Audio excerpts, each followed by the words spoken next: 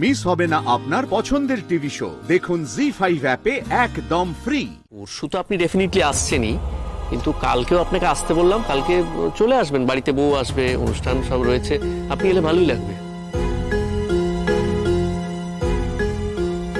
আচ্ছা ঠিক আছে, আমি আসবো। ঠিক আছে, আজ আমি আসি। আমি একটু এগিয়ে দিয়ে আসি। হ্যাঁ, চলো।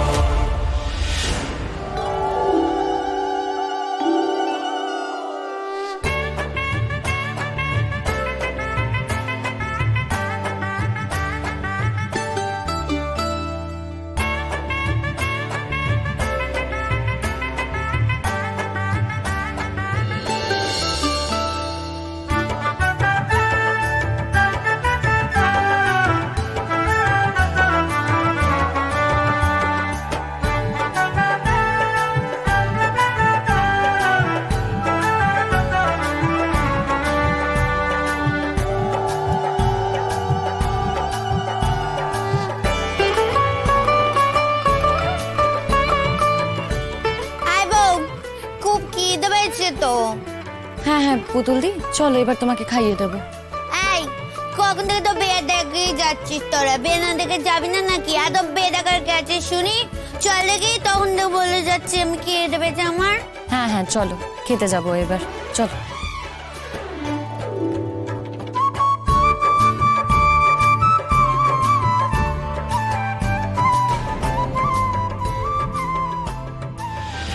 এই তাড়াতাড়ি আয় না। Sorry sorry. সই কি আছে? হ্যাঁ, হাতে ছাই কথা করে দেখে চলতে পারে। এরকম করে কি যাও তুমি রাস্তা দিয়ে? হ্যাঁ, আর তুই এখানে কি করছিস? সই কি করছিস? এখানে দাঁড়িয়ে আছিস সেই তো এখানে? হ্যাঁ, তুই আবার আমার ছুটে পেয়ে যাবি নাকি শুনি? দেখো পুতুলদি, প্রতীক্ষাদি আমার অনেক দিনের চেনা। আমাকে প্রতীক্ষাদি বোনের মতো ভালোবাসে। প্রতীক্ষাদি আমাকে ইনভাইট করেছে, আমি এখানে আসবো না বলো?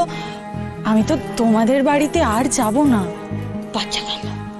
প্রতীক্ষাদির বিয়েটা হয়ে গেলেই ব্যাস। শিমুলদি, তুমি আর আমার উপর প্লিজ রেগে থেকো না। আমি হয়তো ভুল করে ফেলেছি, প্লিজ ছোট বোনের মতো মাফ করে দিও। এত সবার প্রতি রাগ ঠাক করার সময় আছে নাকি আমার?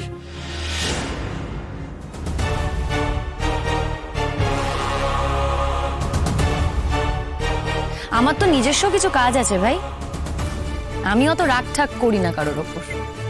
না, তোমাদের বাড়িতে পড়তে যেতাম তো, পরাগ তো অবশ্য বলে দিয়েছে আমাকে আর পড়াবে না। কেন কেন পড়াবে না তোমাকে? বলেছে পরাগদার নাকি আর সময় হবে না। ঠিক আছে, তোমরা কথা বলো, আমি এলাম। হ্যাঁ,